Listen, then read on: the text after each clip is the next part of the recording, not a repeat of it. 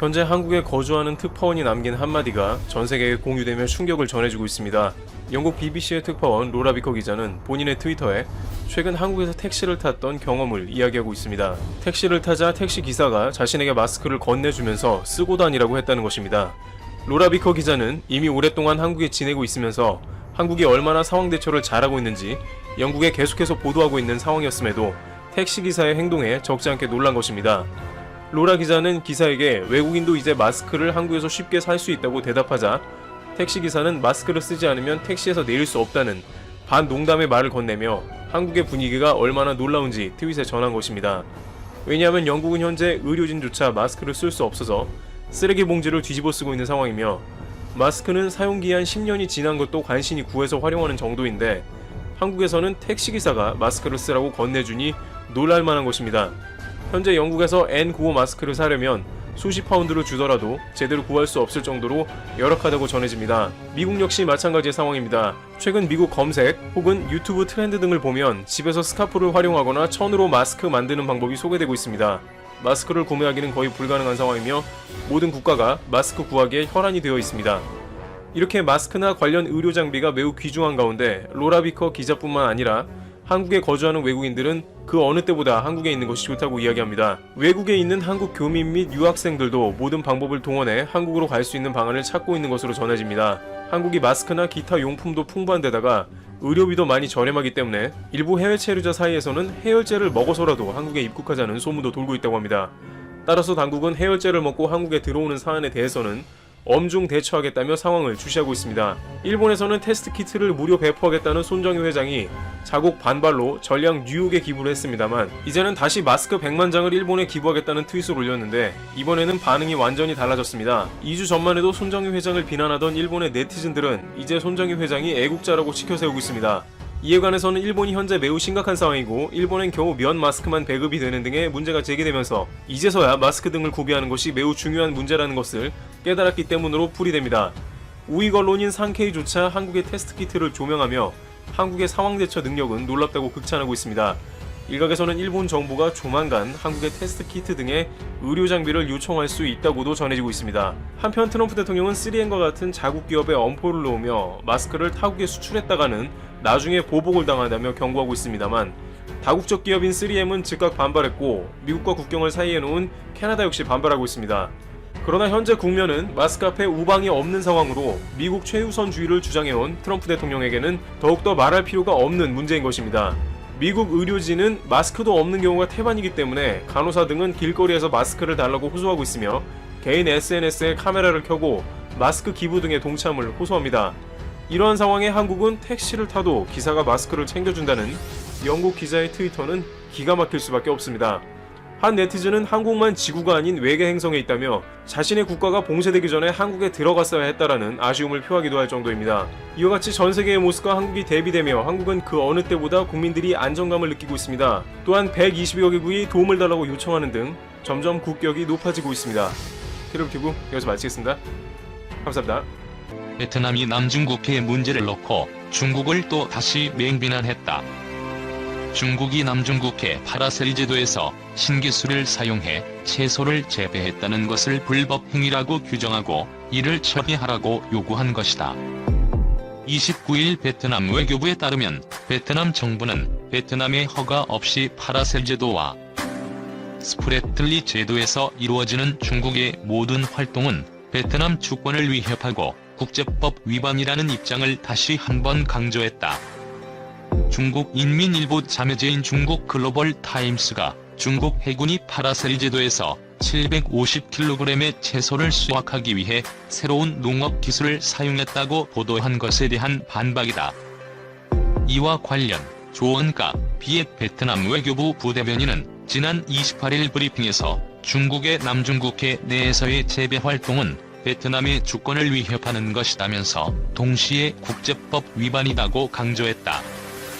인민일보 자매제인 글로벌 타임스는 최근 파라셀 제도에서 채소를 수확하는 것은 이곳이 인공암초가 아닌 섬이라는 것을 입증한다며 중국 정부의 입장을 대변했다. 중국은 지난 1974년 파라셀 제도를 무력으로 점령했고 지난 1988년부터 스프래틀리 제도 내 다수의 암초를 불법 점거하고 있다는 것이 베트남 정부의 입장이다.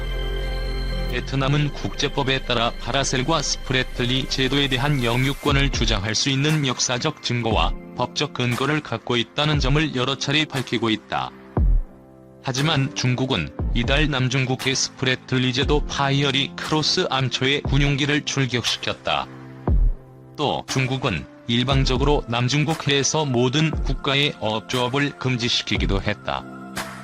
한편 신종 코로나 바이러스 감염증 책임 문제로 궁지에 몰린 중국이 전례 없이 공격적이고 호전적인 외교 활동으로 전 세계와 충돌하고 있다. 시진핑 국가주석은 덩샤오핑 시절부터 중국이 도광양회 전략을 앞세워 몸을 낮추고 힘을 기르며 때를 기다려왔던 것에서 180도 돌아섰다. 대놓고 발톱을 드러내며 힘을 과시한다.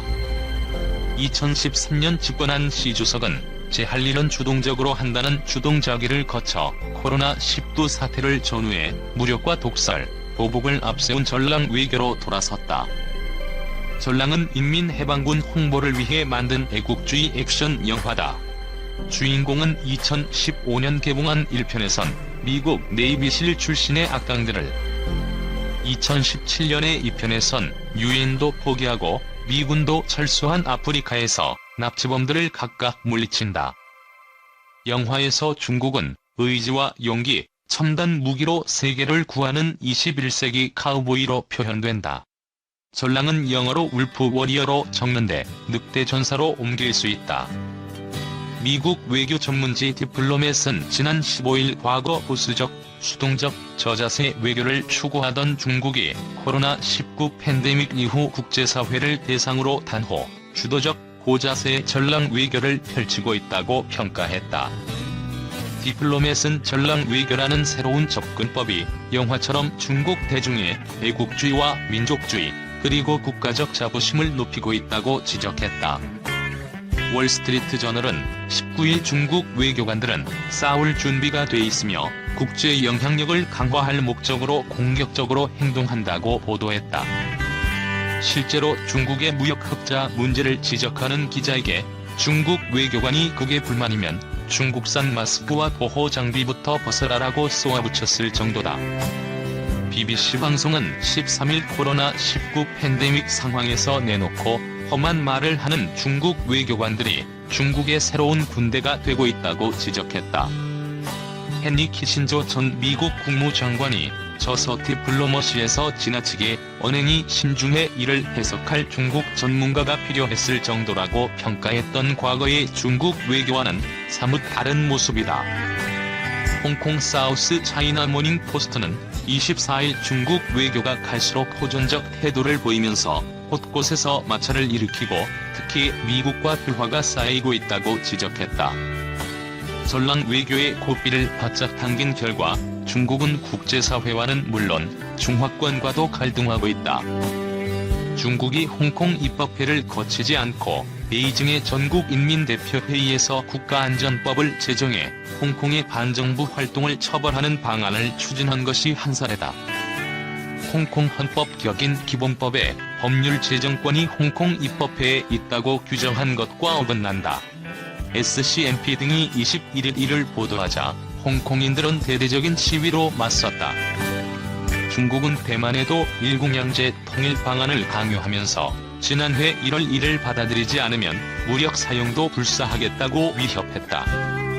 대만인들은 지난 1월 11일 총통 선거와 입법원 선거에서 친중, 성향의 국민당 대신 현상 유지를 추구하는 차이잉원 총통과 민진당의 표를 몰아주었다. 중국은 지난 4월 대만 해협에서 항공모함인 랴오닝함을 동원한 대규모 군사훈련으로 대만을 압박했다.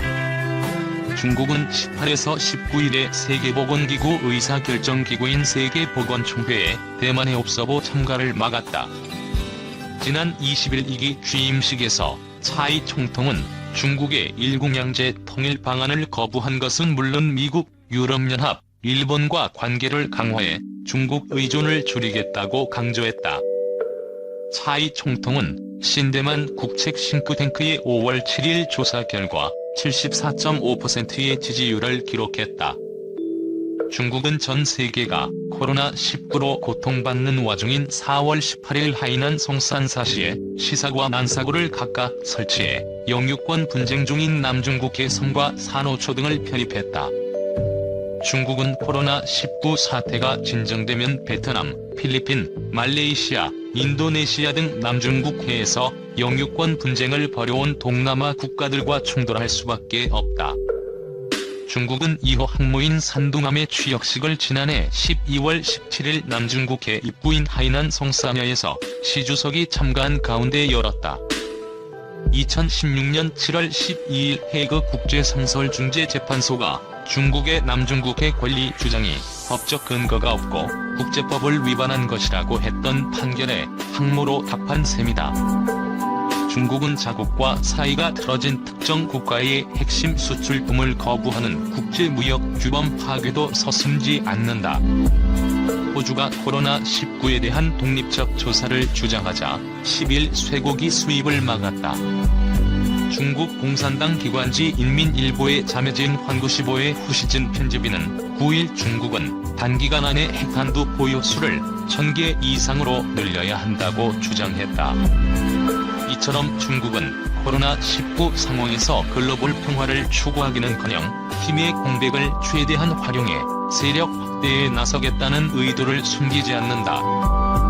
전랑 외교는 중국 내부에선 민족주의와 애국주의를 자극해 시 주석과 공산당의 권위를 높이겠지만 국제사회는 중국이 전 세계와 마찰하는 대갈 등 시대를 우려하지 않을 수 없다. 게다가 코로나19 이후 글로벌 공급망이 흔들리면 세계의 공장이던 중국의 위상도 타격을 받게 된다.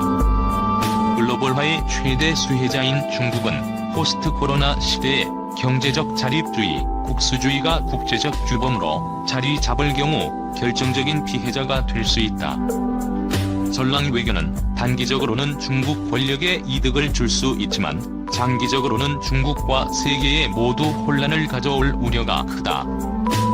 미중 갈등이 급격히 악화되고 있는 가운데 미국 해군 전함이 남중국해에서 또다시 자유항행 작전을 펼쳤다. CNN에 따르면 미 해군 제7함대 대변인은 28일 성명을 통해 USS 머스틴 전함이 오늘 국제법에 따라 파라셀 제도에서 항행 권리와 자유를 행사했다고 밝혔다. 그러면서 미국은 이 작전을 수행함으로써 이 해역이 중국이 합법적으로 자국의 영해라고 주장할 수 있는 범위를 벗어났다는 것을 증명했다고 강조했다. USS 머스틴은 알레이 버크급 유도탄 구축함이다.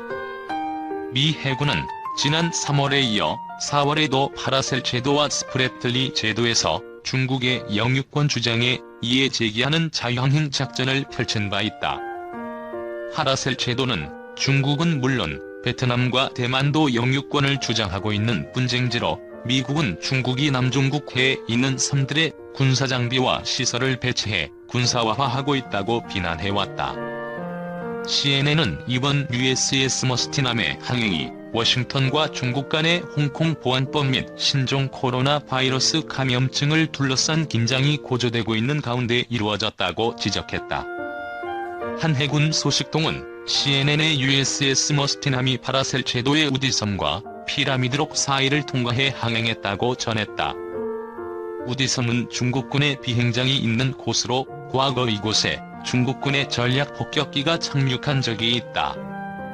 최근 데이비드 이스트번 국방부 대변인은 지난달 14일 공해에서 정상적인 작전을 수행하고 있던 USS 머스틴호 인근에서 중국군 함정이 안전하지 않고 비전문적인 방법으로 기동훈련을 실시했다고 밝히기도 했다.